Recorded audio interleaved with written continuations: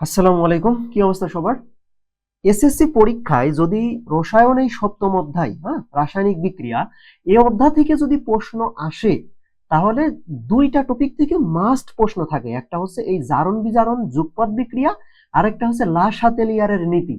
এই দুইটা টপিক তুমি যদি ভালো করে বুঝে থাকো, তাহলে তুমি এই সপ্তম অধ্যায় থেকে সৃজনশীল আসলে অবশ্যই পারবে। এবং যেহেতু শর্ট সিলেবাস এখন বর্তমানে চলতেছে, এবং লং সিলেবাস হইলেও বা সম্পূর্ণ সিলেবাস হইলেও সপ্তম অধ্যায় থেকে এক সেট প্রশ্ন থাকেই। আর প্রশ্ন থাকা মানেই জারণ বিজারণের বিক্রিয়াটা থাকবে, জারণ বিজারণ বিক্রিয়া থাকে, এবং লা শাতেলিয়ারের নীতি। এই দুইটা টপিক তোমাকে এই অধ্যায়, যদি এই অধ্যায় থেকে তুমি অ্যান্সার করতে হইলে এই দুইটা টপিক তোমার জানাই লাগবে। তো আজকের এই ভিডিওতে একদম সহজভাবে এই জারণ বিজারণ যুগপৎ বিক্রিয়া খুব সহজভাবে, একদমই সহজভাবে, এমন ভাবে শিখিয়ে দেব যে এরপর থেকে কখনোই তোমার ভুল হবে না এবং তুমি ফুল একটা মার্কস পাবা। ঠিক আছে? তো চলো শুরু করি। প্রথমত একটা বিক্রিয়া দিয়ে আমি পুরো জিনিসটা বুঝাই দিব। তো বিক্রিয়াটা হচ্ছে, আমি একটু লিখে নিই। সেই বিক্রিয়া মনে করো জিঙ্ক। হ্যাঁ, এখানে এস দিয়ে লিখলাম যে জিঙ্কটা হচ্ছে সলিড, কঠিন জিঙ্ক আর কি।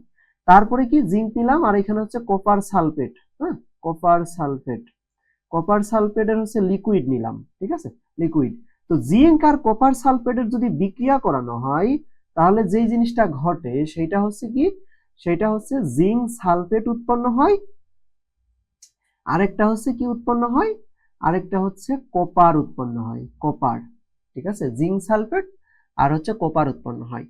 এখন একটা জিনিস দেখো, এই প্রথমত জারণ বিজারণ, যে এখানে যে এখন প্রশ্ন আসে এরকম যে এই বিক্রিয়াটিতে জারণ বিজারণ যুগপৎ বিক্রিয়া হয়েছে সেটা ব্যাখ্যা করো। ঠিক আছে, এই বিক্রিয়ার ক্ষেত্রে যে জারণ বিজারণ যুগপৎ সেটা ব্যাখ্যা করো। তো এইটা ঘটার আগে, ওইটা ব্যাখ্যা করার আগে তোমাদেরকে একটা জিনিস বুঝাই দিই। আসলে এই যে জিঙ্ক কপার সালফেটের সাথে বিক্রিয়া করে কি উৎপন্ন করবে সেটা তুমি কিভাবে জানবা? এই জিঙ্ক কপারকে যে সরিয়ে দিয়ে এখানে জিঙ্ক সালফেট হবে আর কপারকে আলাদা করে দিবে, এইটা তুমি কিভাবে বুঝবা? এইটা বোঝার জন্য তোমাকে একটা জিনিস জানা লাগবে। সেটা হচ্ছে এই যে এর পরের অধ্যায় আছে, এর পরের অধ্যায়ে তোমাদের একটা জিনিস আছে, সেটা হচ্ছে ধাতুদের সক্রিয়তার একটা সিরিজ আছে। সেই সিরিজটা কোন সিরিজ? এই যে দেখো এই সিরিজটা, এই সিরিজটা তোমার একটু জানা লাগবে। একটু এক কোনো একটু দেখে রাখবা। দেখো এই সিরিজের যারা উপরের দিকে থাকে, দেখো এই যে দেখো ক্যাটায়ন লেখা, এই ক্যাটায়নের যারা উপরের দিকে আছে, উপরের দিকে যারা থাকবে তারা নিচের দের বিক্রিয়ার সময় সরিয়ে দিবে। যেমন দেখো এইখানে দেখো জিঙ্ক, এই যে দেখো জিঙ্ক উপরে, আর দেখো কপার কিন্তু নিচেই। তার মানে বিক্রিয়ার সময় এই জিঙ্কের সক্রিয়তা কিন্তু বেশি, সে কি করবে? কপারকে সরাই দিতে পারবে। যে উপরে আছে তার সক্রিয়তা তত বেশি। হ্যাঁ, ধাতু সমূহের মধ্যে এই সিরিজে যারা যত উপরে তাদের সক্রিয়তা তত বেশি। তো জিঙ্ক যেহেতু উপরে আর কপার নিচেই, তার মানে জিঙ্কের সক্রিয়তা বেশি। সেই জন্য এই জিঙ্ক এই কপারকে সরাই দিতে পারবে। সরাই দিয়ে এই দেখো জিঙ্ক সালফেট তৈরি করছে আর কপার তৈরি করছে। তো এইটাকে তুমি প্রতিস্থাপন বিক্রিয়াও বলতে পারো। ঠিক আছে, সকল প্রতিস্থাপন বিক্রিয়াও কিন্তু কি জারণ বিজারণ বিক্রিয়া। এখন আমরা আসি যে জারণ বিজারণ কিভাবে যুগপৎ হয়। এখন দেখো যুগপৎ মানে কি জানো? যুগপৎ মানে হচ্ছে যে দুইটা একসাথে ঘটে, যেখানে জারণ ঘটে ওইখানেই বিজারণ ঘটে। ঠিক আছে, যেমন এই বিক্রিয়া, এই বিক্রিয়ায় যদি জারণ ঘটে থাকে তার মানে বুঝতে হবে এই বিক্রিয়ায় বিজারণও ঘটেছে। তো জারণ বিজারণ যে একসাথে ঘটে সেটাই আমাদের প্রমাণ করতে হবে। তো চলো শুরু করি। এইটা প্রমাণ করার জন্য তোমাদের একটা কথা বলে নি, জারণ বিজারণ মানে কি? জারণ বিজারণ মানে কিন্তু ইলেকট্রনের আদান প্রদান। ঠিক আছে, ইলেকট্রনের আদান প্রদান হওয়া মানেই সেটা কিন্তু কি হয়েছে, সেখানে জারণ বিজারণ হয়েছে।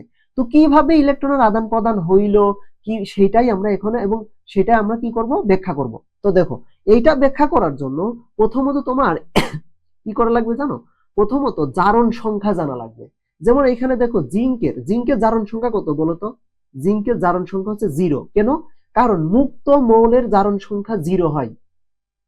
এখানে দেখো এটা কিন্তু কোনো আধান নেই। ঠিক আছে, তুমি কিন্তু জানো তোমাদের এই যে জারণ সংখ্যার, কিন্তু এই অধ্যায়ে জারণ সংখ্যা একটা টপিক আছে, ওই টপিকেই আছে কার জারণ সংখ্যা কত হবে, এটা কিন্তু ওই টপিকেই দেওয়া আছে। বুঝতে পারছি? তাহলে সেইখানে বলা আছে যে মুক্ত মৌলের জারণ সংখ্যা 0। তাহলে এই যে একটা জিঙ্ক হচ্ছে একটা মৌল, এর জারণ সংখ্যা কত? 0। আর এই যে দেখো কপার সালফেট, এই কপার সালফেট যৌগে এই যে ধাতু কপার, এই কপারের জারণ সংখ্যা কত বলতো? কপারের জারণ সংখ্যা এখানে হচ্ছে +2। কপারের জারণ সংখ্যা এখানে কত? +2। কেন? কারণ তুমি একটু বের করো, জারণ সংখ্যা বের করতে পারো না? তোমাকে যদি বলা হয় এই যৌগে কপারের জারণ সংখ্যা কত বের করো, তুমি বের করতে পারো না? কপারের যার জারণ সংখ্যা বের করবা তাকে x ধরে নিবা।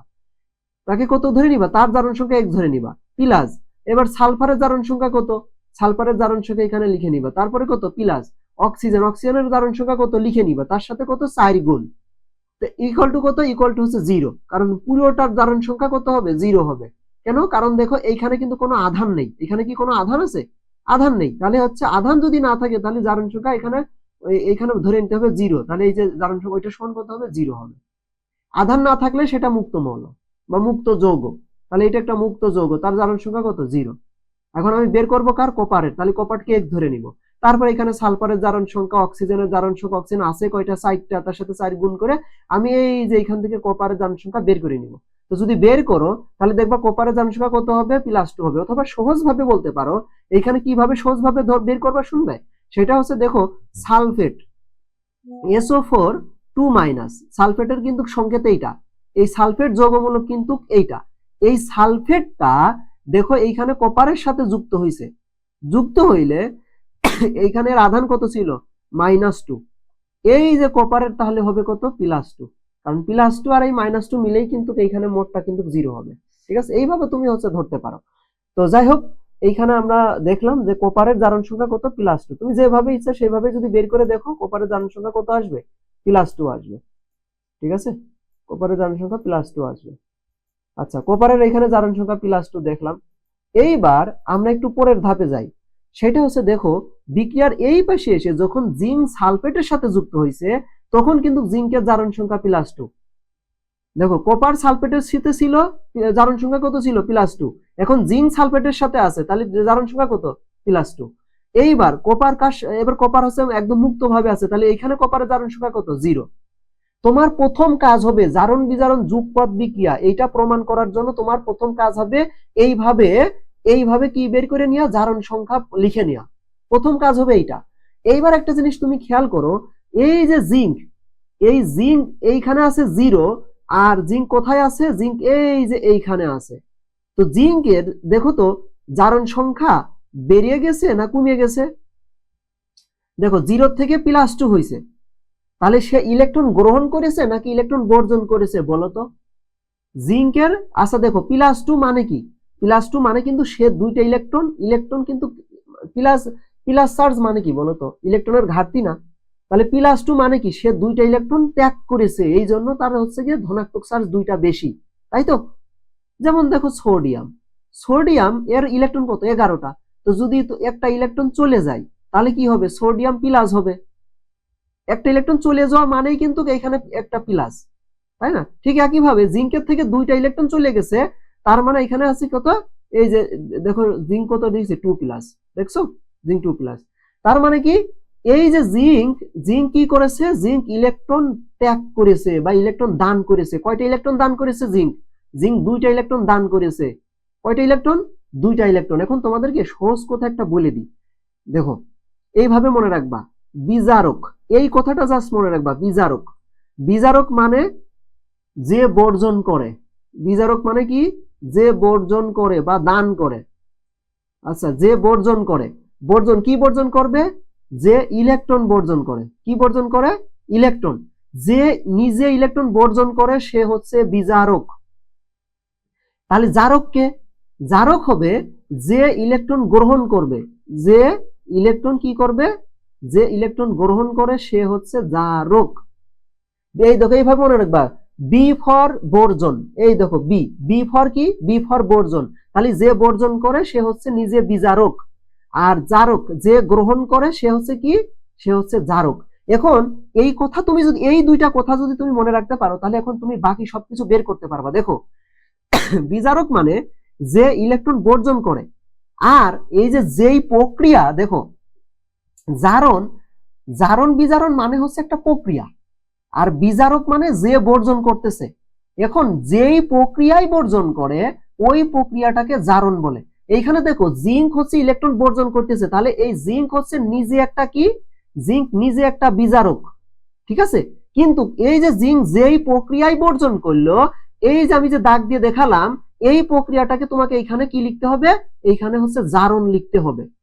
মানে যেইখানে মানে যে নিজে বিজারক, সে যেই প্রক্রিয়া ইলেকট্রনটা বর্জন করে ওই প্রক্রিয়াটাকে বলা হয় জারণ। জারণ মিন সারণ, এইভাবে মনে রাখবা। জারণ মানে সারণ, জারণ মানে কি সারণ। অথবা একটা জিনিস টেকনিক মনে রাখবা যে বিজারক, বিজারক কোন প্রক্রিয়া ইলেকট্রন ছাড়ে? জারণ প্রক্রিয়া ইলেকট্রন ছাড়ে। দেখো এই বিজারকের সাথে কার সম্পর্ক? জারণের সম্পর্ক। আর জারকের সাথে কার সম্পর্ক? জারকের সাথে হচ্ছে বিজারণের সম্পর্ক। ঠিক আছে, একটু ভালো করে বুঝো, একটু মন দিলেই তোমার পরে এইটা এই জিনিসটা আর ভুল হবে না। ঠিক আছে, আচ্ছা তাহলে এখন দেখো তুমি বলতে পারতেছো কি, দেখো এইখানে দেখো কপার 2+, এখন কপার 2+ থেকে কপার কি হয়ে যাচ্ছে? কপার 0 হয়ে যাচ্ছে। তার মানে কি সে দেখো 2+ থেকে 0 হয়ে যাচ্ছে, তার মানে সে দুইটা ইলেকট্রন গ্রহণ করতেছে। যেমন দেখো সোডিয়াম প্লাস, সোডিয়াম প্লাস যদি একটা ইলেকট্রন গ্রহণ করে তাহলে আমি কি লিখি? একটা ইলেকট্রন গ্রহণ করার পর কি শুধু সোডিয়াম লিখি না? তো শুধু সোডিয়ামের জারণ সংখ্যা কত? 0। তার মানে কি সোডিয়াম প্লাস একটা ইলেকট্রন গ্রহণ করে সোডিয়াম হয়ে যাচ্ছে, এখানে কি ইলেকট্রন গ্রহণ করতেছে। এই যে দেখো ঠিক কপার 2+ দুইটা ইলেকট্রন গ্রহণ করে কি করতেছে? মুক্ত মৌল হয়ে যাচ্ছে, জারণ সংখ্যা 0 হয়ে যাচ্ছে। ওই যে জিঙ্ক যেই দুইটা ত্যাগ করতেছে, কপার সেই দুইটা কি করতেছে? গ্রহণ করতেছে। তাহলে যে এই যে কপার, কপার কি করতেছে? গ্রহণ করতেছে। যে গ্রহণ করে সে হচ্ছে কি? সে হচ্ছে জারক। আর যেই প্রক্রিয়ায় গ্রহণ করে ওই প্রক্রিয়াটা কি? ওই প্রক্রিয়াটা হচ্ছে বিজারণ। তাহলে তুমি ওই এই যে যেই দাগটা দিলা, এই যে এইভাবে যে চিহ্নিত করলা, এর উপরে বিজারণ কথাটা লিখতে হবে। আর এইখানে যে জিঙ্ক থেকে এই যে জিঙ্কের যেই দাগটা দিয়েছিলা, এইখানের নিচে কি লিখতে হবে? জারণ লিখতে হবে। তুমি যদি শুধু এই বিক্রিয়াটা লিখে পরীক্ষার খাতায় এই বিক্রিয়াটা লিখিয়ে এইভাবে যদি জারণ সংখ্যা চিহ্নিত করে এই যে এইভাবে একটা দাগ দিয়ে, মানে জিঙ্কের থেকে জিঙ্ক পর্যন্ত দাগ দিয়ে যদি এখানে জারণ লেখো, কপার থেকে কপার পর্যন্ত টান দিয়ে এখানে যদি বিজারণ লিখে এইখানে শুধু একটু কথাই বলে দাও যে জিঙ্ক দুইটা ইলেকট্রন গ্রহণ করেছে, গ্রহণ করে দুইটা ইলেকট্রন ত্যাগ করেছে, ত্যাগ করে জিঙ্ক সালফেট হয়েছে, সালফেটের সাথে যুক্ত হয়ে, তাহলে তুমি এটা হচ্ছে কি প্রক্রিয়া? জারণ প্রক্রিয়া।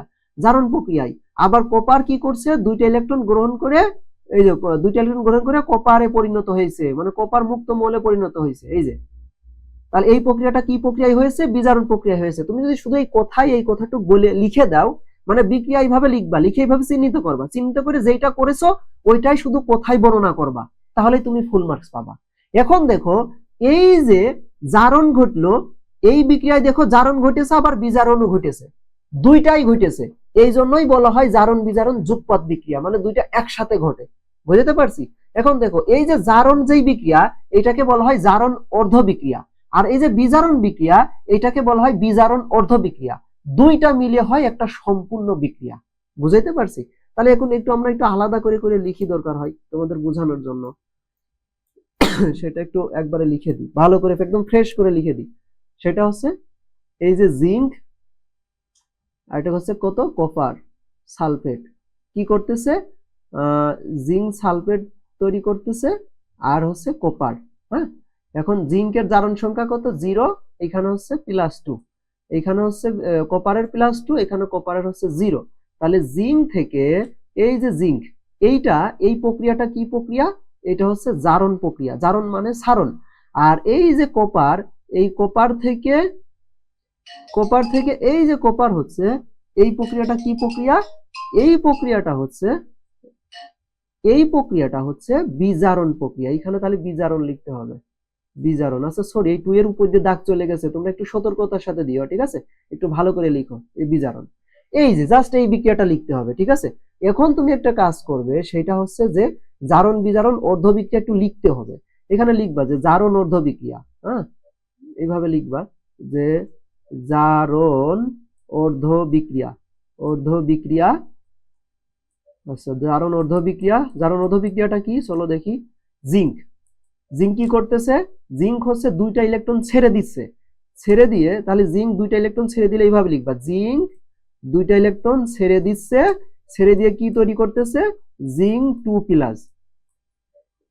হ্যাঁ, এইটাই হচ্ছে জারণ অর্ধ বিক্রিয়া। এবার নিচে লিখবা বিজারণ অর্ধ বিক্রিয়া। হ্যাঁ, বিজারণ অর্ধ বিক্রিয়া। বিজারণ অর্ধ বিক্রিয়ায় কি হবে?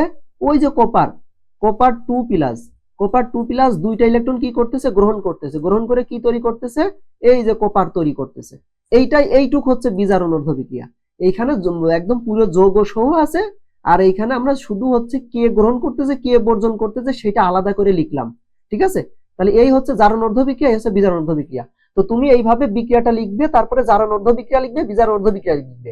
লিখে নিয়ে এবার কোথায় বর্ণনা দিবে যে এই বিক্রিয়ায় জিঙ্ক 2টা ইলেকট্রন গ্রহণ ত্যাগ করতেছে, ত্যাগ করে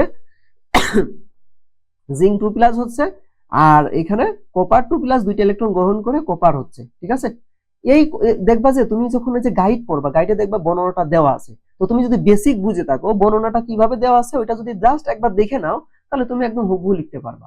এই ছিল বেসিক। তাহলে এখন থেকে কে জারক কে বিজারক, কোন জায়গা জারণ ঘটতেছে কোন জায়গা বিজারণ ঘটতেছে, আশা করি তোমাদের আর কোনো সমস্যা হবে না। একটা কথা মনে রাখবা, শুধু বিজারক, বিজারক মানে বর্জন করা, যে বর্জন করে সে বিজারক। আর যেই প্রক্রিয়ায় যেই প্রক্রিয়ায় ইলেকট্রনটা বর্জন হয় ওই প্রক্রিয়ার নাম হচ্ছে জারণ। জারণ মানে ছাড়ন, যে ছেড়ে দেয় বা ত্যাগ করে। ঠিক আছে, আর যে জারক সে কি করে, সে গ্রহণ করে, যেই প্রক্রিয়ায় গ্রহণ করে ওই প্রক্রিয়ার নাম হচ্ছে বিজারণ। এইভাবে যদি তুমি মনে রাখো, জারণ বিজারণ আর কখনো ভুল হবে না। এবং জারণ বিজারণ দুইটা একসাথে ঘটে, এই জন্য বলা হয় জারণ বিজারণ যুগপৎ বিক্রিয়া। আশা করি জারণ বিজারণ যুগপৎ বিক্রিয়া এই সব জিনিস তোমার একদম ক্লিয়ার, জারণ বিজারণ ক্লিয়ার। এখন একটা জিনিস, সেটা থাকে লা শাতেলিয়ার নীতি। তো এই ভিডিওটা একটু বড় হয়ে যাচ্ছে, সেজন্য লা শাতেলিয়ার নীতি পরের ভিডিও করতেছি এবং পরের ভিডিওটা আপলোড দিয়ে দিচ্ছি, ইনশাআল্লাহ দেখে নিও।